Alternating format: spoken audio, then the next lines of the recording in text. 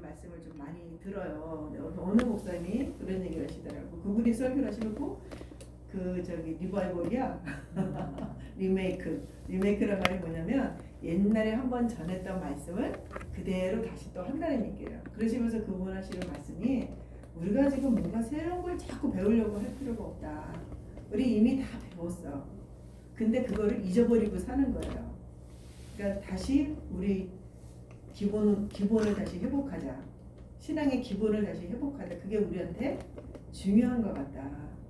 그래서 그분은 대놓고 예전에 이제 설계했던 걸 그대로 리메이크를 해갖고 그대로 그냥 다시 한번 하시는데 그렇게 은혜스러운 거예요, 말씀이. 그래서 맞다 그래.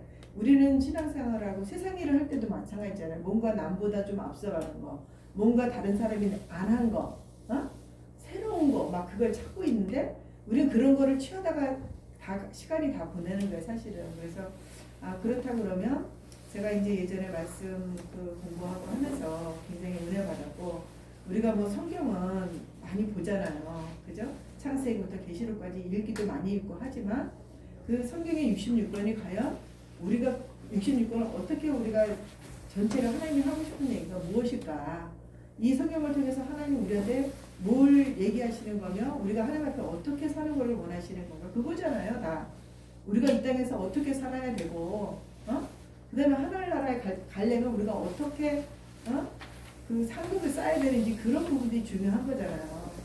그래서 그런 부분에서 제가 이제 조금 준비를 하면서 기도하는 중에 이제 예전에 공부했던 하나님에 대한 말씀, 또 성경 창세기부터 계시록까지 그게 하나님의 전체 역사거든요. 그 성경책 자체가 하나님이 이렇게 하시겠다고 우리 하나님은 자세하게 성경에다가 내가 옛날에도 이렇게 일을 했고 지금도 내가 이렇게 일을 하고 있고 앞으로도 내가 어떻게 할 거라는 걸 미리 성경에다 다 얘기해 주셨는데 우리는 그거를 그 중에 그냥 내 마음에 좋은 말씀만 내가 묵상하면서 알아서 골라서 취하고 있는 거잖아요. 그래서 이제 성경 전체적인 걸 한번 이렇게 섭렵한다는 마음으로 지금 그렇게 준비를 했고요. 오늘은 그냥 그거 들어가기 전에 우리가 믿는 기독교의 하나님은 누구신가 다 알고 있지만 같이 한번 정리하는 마음으로 뭐 특별히 새로운 내용은 없어요. 그냥 정리하는 거니까. 그래서 제가 이제 이거를 복사를 해서 한부를 드릴까 생각을 하다가 굳이 뭐 그렇게 안 하더라도 알고 있는 내용이시니까 같이 보면서 또 제가 또 말씀드릴 때 이제 같이 성령님께서 여러분들 각자한테 주시는 마음이 있으실 거예요. 그게 오늘 성령님이 나에게 주시는 마음이니까 제 말씀보다는 주님과 대화를 하면서 그래 내가 이제까지 이런 하나님을 내가 믿어왔는데 내가 그걸 잊어버리고 있었구나. 다시 한번 상기하시면서 마음속으로 하나님과 교제하면서 기도하는 마음으로 그렇게 하면 오늘 우리 기도회가 좀 풍성해질 것 같다는 마음입니다. 그래서 우리 기독교 하나님의 이름은 우리가 하나님이라고 하죠. 천주교에서는 하느님이라고 하더라고요. 그래서 우리는 하나님으로 그렇게 표기를 합니다. 그래서 영어에서는 우리가 갓이라는 말을 많이 쓰잖아요. 근데 우리 세상 미디어나 TV 같은 데 보면 갓이라는 말이 많이 나와요. god가. 근데 여기서는 영어로 우리가 하나님을 표기할 때는 대문자로만. 대문자, 소문자가 있어요. 영어에는. 대문자로만 god라고 갓이라고 하고 또 히브리 언어, 뭐 유대인들이 쓰던 언어가 히브리어잖아요. 그 히브리 언어에 보면은 엘로힘이라고 돼 있어요. 저기 보면은 히브리어는 해부는 제가 영어로 써놨잖아요. 엘로힘이에요. 저 말이. 한번 따라서 엘로힘. 엘로힘. 예, 엘로힘인데 여기서 엘로는 하나님이라는 뜻이에요. 엘로가. 근데 끝에 임이 붙었어요. IM. 끝에 임이 붙었는데 그 임은 이 언어에서 우리가 보통에 나 혼자만 할 때는 내가 단수지만 우리들 할 때는 복수잖아요. 임은 그 복수를 표현할 때 임을 쓰는 거거든요. 히브리어에서. 근데 하나님이 그럼 나 하나가 아니라 복수란 얘기야. 그죠? 여러분들이 생각하는 하나님은 나 하나 그 단수가 아니라 복수였습니까?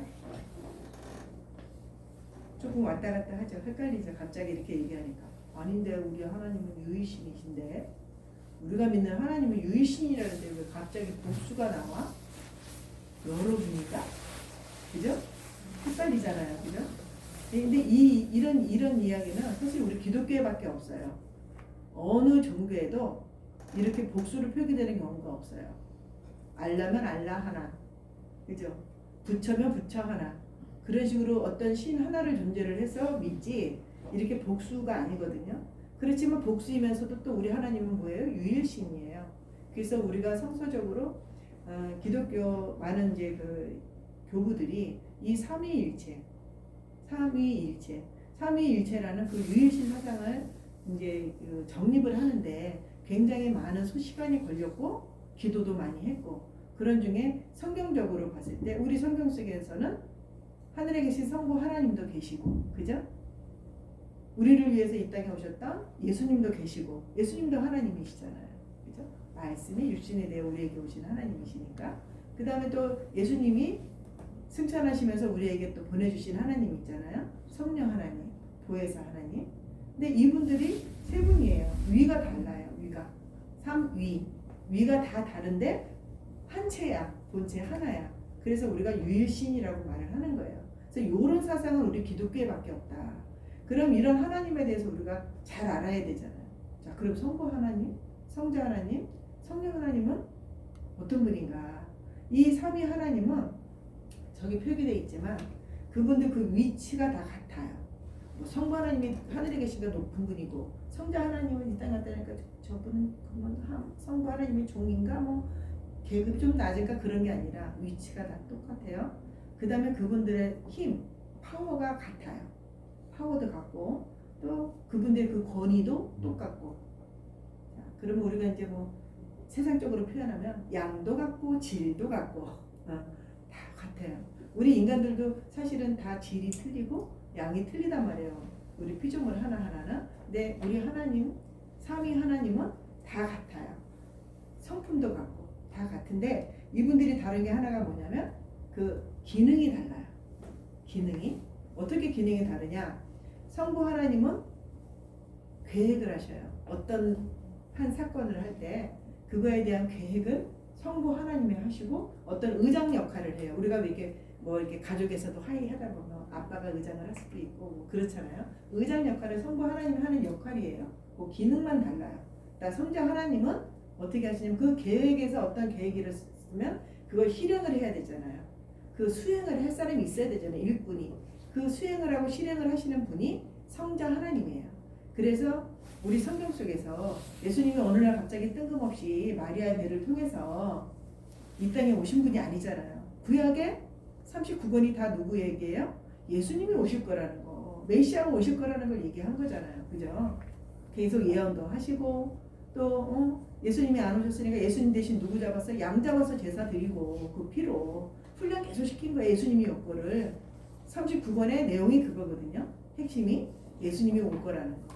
너희를 구원하실 구원자가 올 거라는 거. 그게 예수님이었던 거예요.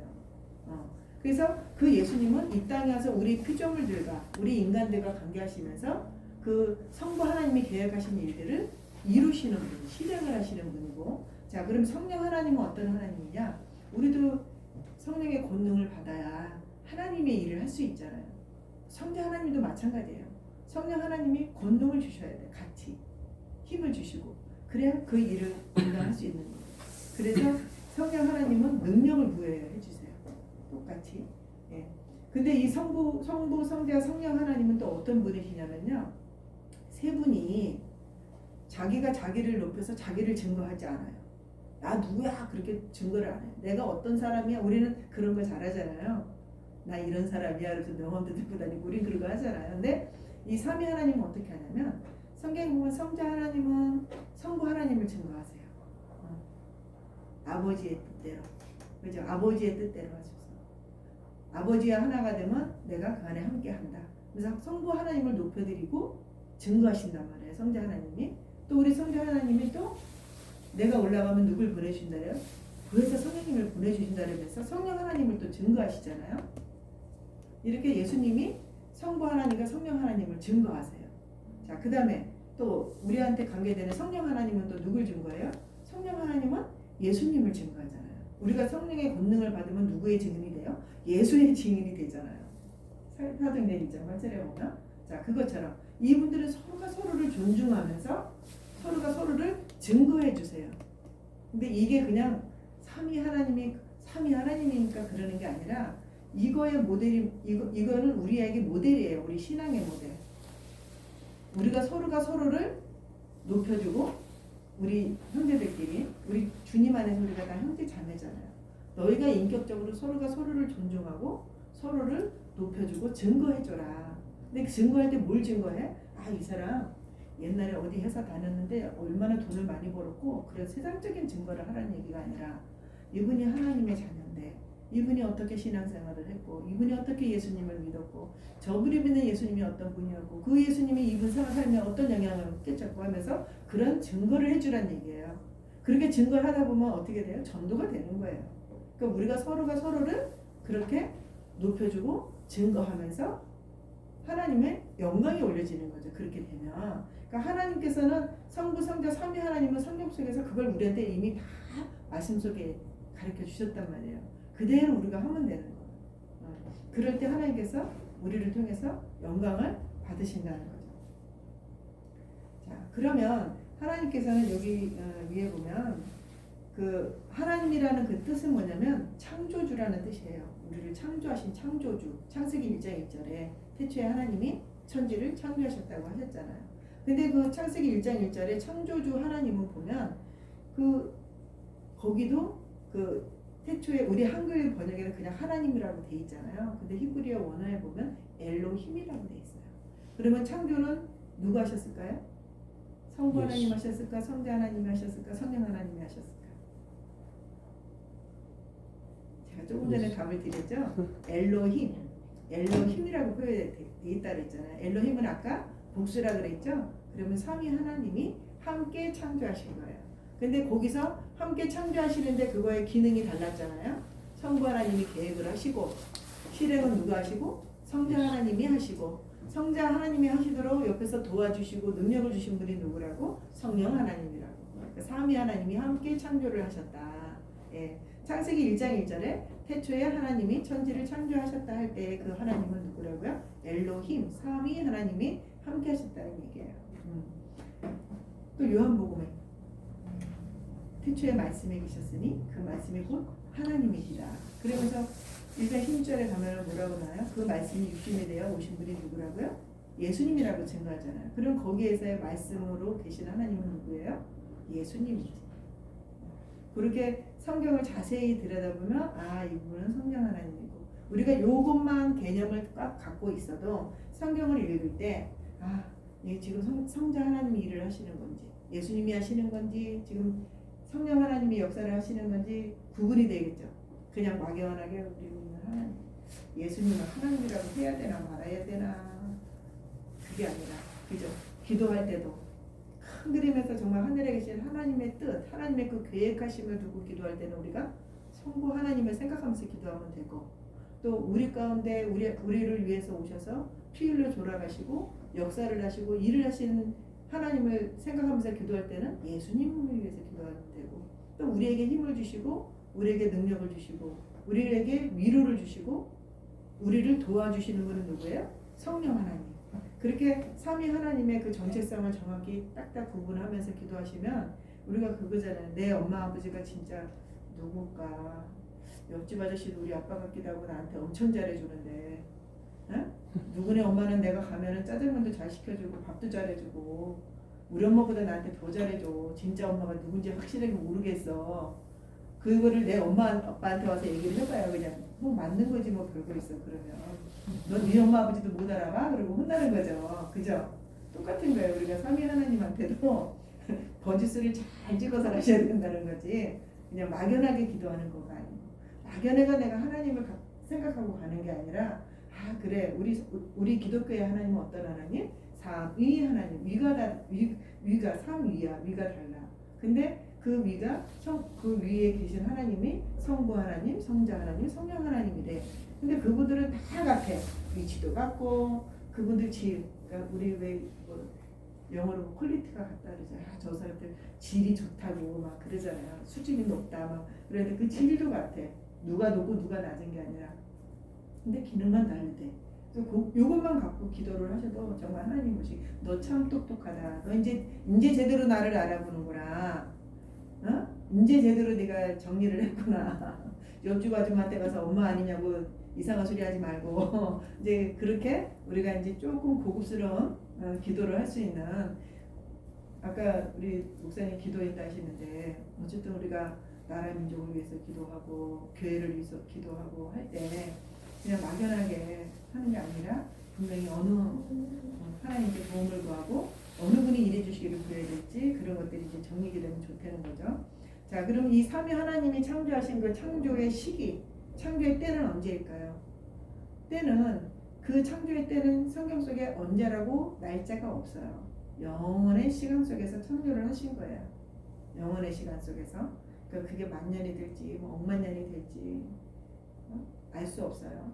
무슨 몇 광년이 될지 알 수 없는데 어느 그 영원의 시점에 창조를 하셨고, 하나님께서 창조하신 내용은 뭐예요? 모든 우리 우주 만물이었다는 거예요.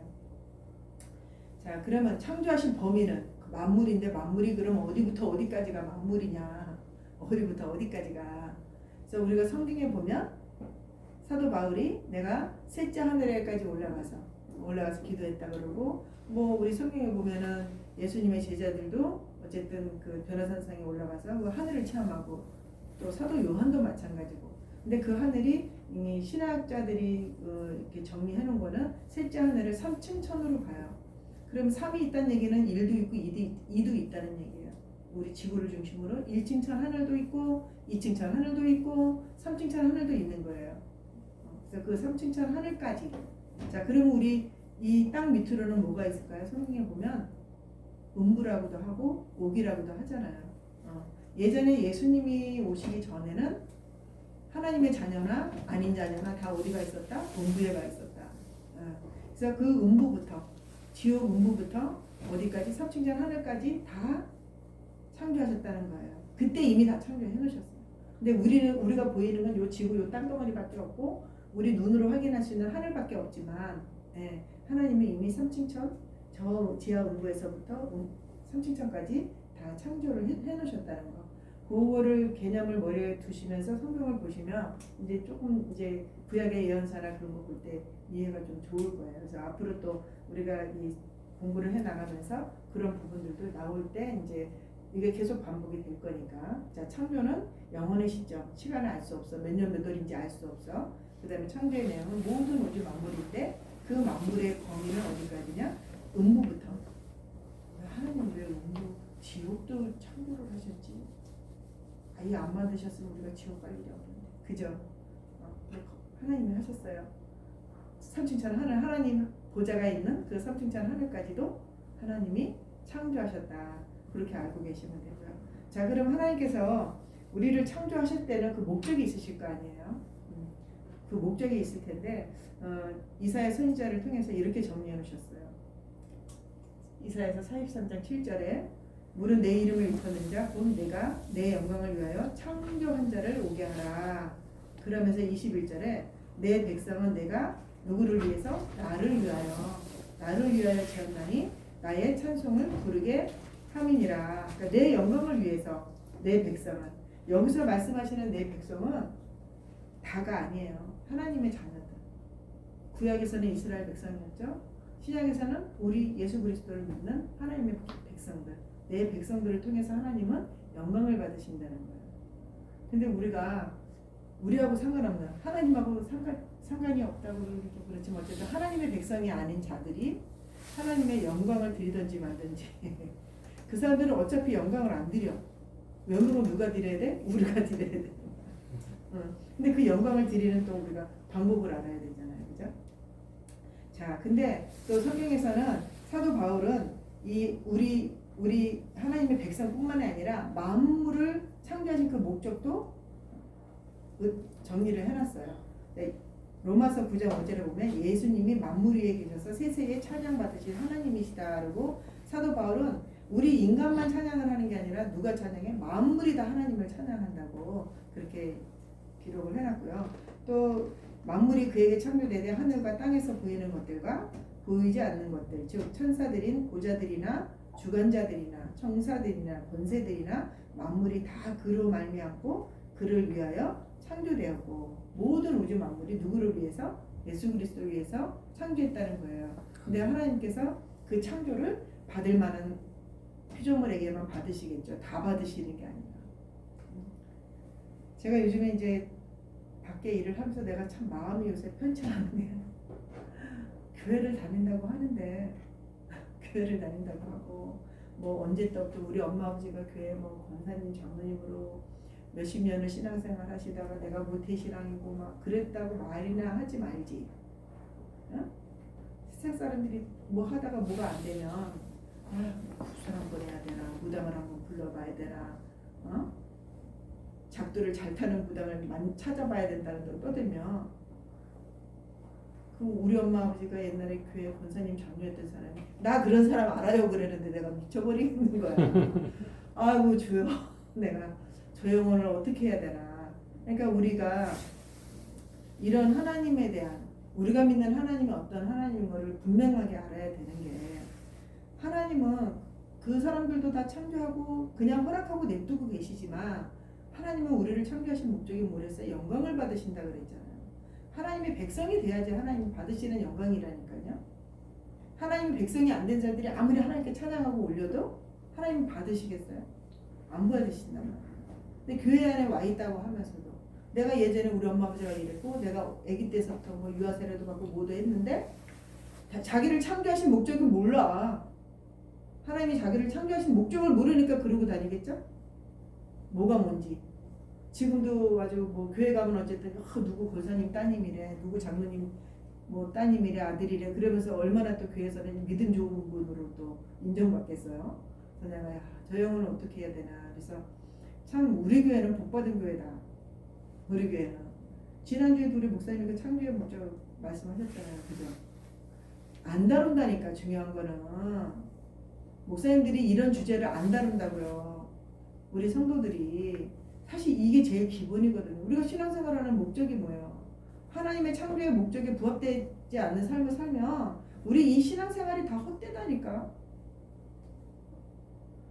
창조의 목적을 모르고 사는 사람은 내가 갈 길이 없는 거예요. 목적 없는 삶을 사는 거예요. 사실은 우리가 이 세상에서 예수님 믿고 복 받으려고 우리 자녀 좋은 학교 가고 우리 자녀들 출세하고 뭐 삼성에 취직시켜고 돈 많이 벌고 그게 목적이 아니라는 거죠. 신앙생활 하는 목적이.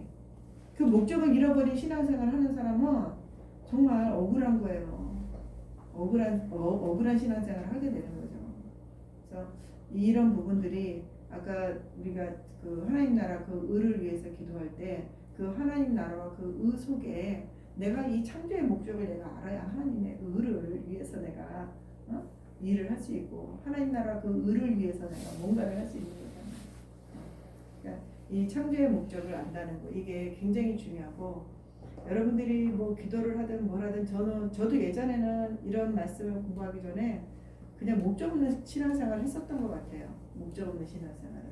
그냥 예수 믿는 사람은 교회에 매주 주일 성수를 해야 돼. 그렇다니까 주일날 가서 예배드리고 또 교회 안에서 또 봉사 열심히 하면 또 주님께서 은혜를 주시고 복을 주신다고 하니까요. 어쨌든 최선을 다해서 그게 하나님이 기뻐하시는 일이다 생각하고 열심히 봉사를 했는데 창조의 목적은 몰랐던 거야. 그냥 눈에 보이는 그런 일들만 하면 되는 걸로 알았던 거죠. 그런 상황에서는 내가 아무리 하나님하고 인격적인 교제를 하고 싶어도 내가 하나님이 나를 지으시고 나를 하나님의 백성으로 불러주신 이유를 모르는데 내가 무슨 하나님하고 어떤 인격적인 교제를 하겠어요. 하나님 우리를 부르시고 우리를 이런 하나님의 예수님께서 이 땅까지 오셔서 굳이 피까지 흘리시고 우리를 구원하신 이유는 우리와 인격적인 교제를 하면서 영광을 받으시기 위해서지 하나님 우리 통해서 무슨 뭐 억만금 돈을 벌고 뭐 멋있는 집을 사고 그거 아니거든요. 그거는 우리가 죽으면 다 두고 갈 거고 정말 뭐 안개 같은 거잖아요. 그냥 한순간에 사라질 수도 있는 거고 이런 그 신학적인 사상이 없으면 내가 조금 고난이 오고 어려울 때 왜 예수님이 정말 계신가?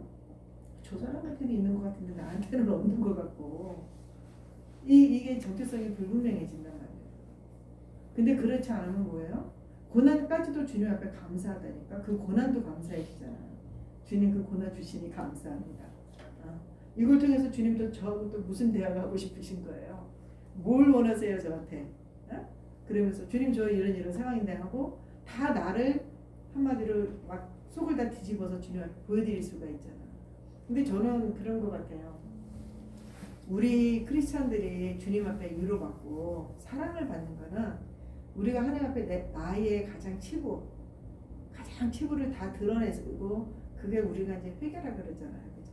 그걸 다 드러냈을 때 하나님께서 정말 누구를 통해서든 우리 하나님이 우리한테 직접적으로 이루어주시는 경우도 있지만 또 목사님을 통해서 또 사모님을 통해서 아니면 나랑 친한 집사님을 통해서 권사님들을 통해서 생각지도 않은 위로를 주시고 기쁨을 주실 수가 있거든요. 근데 내가 그걸 안 하면 그걸 못 해줘. 아무도 못 해주잖아. 모르니까 못 해주지. 그러니까 인격적인 관계라는 게 그런 것 같아요. 내가 뭔가를 감추는 게 아니라 서로가 다 오픈됐을 때 그게 좋은 것 같아요. 그래서 요즘은 왜 교회들마다 보면 친한 간증 시간 있잖아요. 어떤 교회들 보면 앞에 나와서 일주일에 한 명씩 세우잖아요. 그래서 나와서 막 자기 신앙 간증하라고 그러는데 참 그게 어떻게 보면은 저 너무 오픈된 장소에서 맞잖아요. 전 교회인들이 막 나와서 막 자기의 모든 걸 다 드러내고 이렇게 한다는 게 저는 난 저거 못해. 난 절대 저거 못할 것 같아. 난 그랬거든요. 근데 제가 요즘 이렇게 말씀을 또 이렇게 보고 기도하고 하면서 정말 하나님이 원하시는 거는 사람 앞에서가 아니라 우리가 하나님 앞에 그렇게 되는 걸 하나님이 원하시는 게 아닌가. 제가 아까도 엄마 아빠 얘기했지만 우리 자녀가 나한테 자기가 뭐가 어렵고 어떤 문제가 있는 거를 얘기를 해야 알잖아요. 물어보면 다 괜찮대. 우리 아들도 미쳐버려. 괜찮으면 좋지. 내 눈에 볼 때는 아닌데 계속 괜찮다 그러니까 엄청 속상해요. 엄청 속상해. 그냥 차라리 이렇게 좀 내가 서로 우리가 못 들어준다고 할지라도 그걸 해결해 줄 수 없는 부모일지라도 그래도 내가 좀 이렇게 어려워요. 기도해 주세요 그러면 참 그러면 좋을 것 같아요. 근데 그걸 안 해. 이게 어떨 때는 무시하나 이제 그런 생각도 든단 말이에요. 똑같아. 근데 기도로 다 안 하는 것 때문에 속상거리는 관계예요? 아니면 어려운 거 아는데 말을 안 하는 거죠. 말 안 했으면 도와주겠는데 말 안 했어. 도와주든 못 도와주든 자녀의 어려움을 내가 알고 싶은 거죠. 같이 공유하고 싶은 거지. 그거 모른다는 것 자체가 굉장히 이렇게 가족 간에 이렇게 그게 없는 거리감도 느껴지고 내 새끼가 맞나 싶은 생각이 드는 거지. 솔직한 말로. 사모님 그렇지 않아요? 저는 그렇게 생각해요. 그래서 바꿔 생각하면 하나님도 마찬가지지. 우리가 어렵고 힘들고 한데 얘는 진짜 자기 힘든 얘기는 안 하고 엉뚱한 얘기만 계속해. 하나님 앞에 기도를 하는데 하나님은 다 알고 계셔요. 우리 머리카락까지 다 사고 계시니까. 진짜 우리가 하나님 앞에 문제점은 하나님은 더 먼저 알고 계시는데 절대 그 말을 안 해. 그래놓고 와서 딴 거만 계속 얘기해. 제가 오늘 뭐 말을 많이 했는데 하나님 볼 때 그건 하나도 문제가 아니야. 더 진짜 문제가 있다니까. 주님이 보실 때. 우리도 그렇잖아요. 자녀도 지금 당장 뭐가 자기 눈에 있는 게 그거 급한 거 볼 때 우리 부모 눈에는 너 지금 그게 문제가 아니야. 너한테 지금 그게 문제가 아니야. 우리 어른들은 그게 꼭 보여지잖아. 하나님도 우리하고 똑같은 입장이라는 거죠. 그러니까 우리가 주님 이 하나님과의 그 관계에서 그런 부분들을 잘 좀 이렇게 풀어나갈 수 있을 때 정말 신앙도 회복되고 가족도 회복되고 다 그게 같이 이루어지지 않을까. 저는 그게 막 엄청 숙제예요. 그런 부분들이 답답해요. 마음이 답답하고 참 힘들어요. 그런 부분들이. 그래서 이게 그럴 때마다 그래 주님도 나랑 똑같겠지. 주님도 나랑 똑같겠지. 아이고 내가 정말 그래 그럴 수 있다 이렇게 생각을 하면서도 항상 이제 그런 부분들을 많이 이렇게 기도하거나 또 성경을 보다가 말씀을 통해서도 그런 주님의 입장, 하나님의 마음을 생각하다 보면 내가 이제 내가 오히려 주님 앞에 잘못하는 게 이렇게 생각이 되고 하더라고요. 자, 이 모든 창조된 그 만물들을 영의 눈으로 본 사람들이 또 성경에 있어요. 보면 다윗이 하나님이 처음 우리 다윗 그 문을 통해서 우리한테 많은 거를 말씀을 통해서 우리가 감접적으로 이렇게 경험할 수 있게 해주셨잖아요, 그죠? 그러니까 다윗이 워낙 훈련을 많이 받다 보니까 이제는 하나님이 창조하신 그 만물들을 막 영의 눈으로 막 다 볼 수 있는 그런 능력까지도 가지게 되는 거죠. 하나님의 영을 받은 자를 성경에서 뭐라고 표현하시냐면 신이라고 했어요. 하나님의 영을 받은 자는 신이라고 그랬단 말이에요. 그러니까 우리가 하나님의 영을 받고 하나님의 그 영적 눈이 정말 깨끗하게 다 떠지면 하나님의 그 창조하신 만물이나 그런 것들이 영의 눈으로 보여진다는 거죠. 다윗이 만물의 창조의 목적에 따라 하나님을 찬양하는 모습을 우리 시편 148편 1절에서 14절까지 보면 그 디테일하게 묘사가 되어 있어요. 여러분들 나중에 집에 가셔서 시편 148편 한번 보시면서 묵상을 해보세요. 다윗이 어떻게 이런 걸 영의 눈으로 봤을까? 주님 저도 보여주세요. 저도 볼 수 있게 해주세요. 또 시편 86편 9절에도 만물뿐만이 아니라 모든 열방이 주님께 경배하며 영광 드리는 모습도 보았다는 거죠. 그래서 여기 제가 말씀을 적어놨는데 주의 지으신 모든 열방이 와서 주의 앞에 경배하며 주의 이름에 영화를 돌리리이다 하면서 다윗이 이렇게 기록을 해놨습니다. 그래서 참 다윗과 같은 분은 우리가 뭐 인간적으로 생각하면 존경할 만한 것이 그다지 많지는 않지만 그다지 많지는 않지만 하나님 보시기에는 마음의 합한 자였다라는 거죠. 그 다윗이. 그래서 우리가 생각하는 그 관점이랑 하나님 보시는 관점이 다르니까 우리는 대부분 도덕적인 관점에서 많이 판단을 하잖아요. 우리의 윤리도덕, 우리의 윤리, 우리의 도덕, 우리의 관점으로 봤을 때 저 사람이 정말 영적으로 하나님과 얼마나 긴밀한지 아는지를 그냥 우리 보이는 그걸로만 판단을 하는데 하나님은 그렇게 판단하지 않죠. 우리의 기준으로 하면 다윗이 이렇게 영의 눈을 뜨고 막 하나님이 마음이 아픈 자라고 우리 엄청 기분 나빠요. 섭섭해. 나는 다윗처럼 안 했거든요, 하나님. 근데 왜 다윗한테는 이렇게 하시고 아니라는 거죠. 그래서 우리도 이제 기도 중에 또 우리의 삶을 통해서 하나님과 인격적인 교제를 하고 하나님을 정확히 알고 내 부모를 알고 그 부모님의 뜻에 앞에 기도를 하고 우리가 신앙생활을 하면 우리한테도 하나님께서 그 만물을 볼 수 있는 영의 눈을 열어주신다. 예.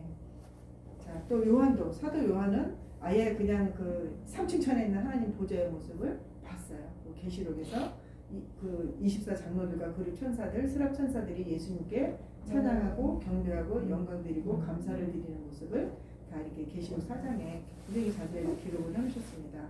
그 사장에 보면 요한이 이렇게 얘기해요. 거룩하다. 거룩한 것 뿐이야. 그냥 거기 가니까 거룩하다.